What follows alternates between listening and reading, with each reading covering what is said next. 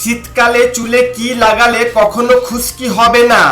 ভাতের মাড় লাগালে, মেথি ও আমলকি মিশিয়ে লাগালে, টমেটোর রস লাগালে, বাদাম বেটে লাগালে। সঠিক উত্তরটি হলো মেথি ও আমলকি মিশিয়ে লাগালে। কোন প্রাণী তার জিভ মুখের বাহিরে বের করতে পারে না? কুমির, সিংহ, খরগোশ, বিড়াল। সঠিক উত্তরটি হলো কুমির। চাঁদের মাটিতে প্রথম কোন খেলা হয়েছিল?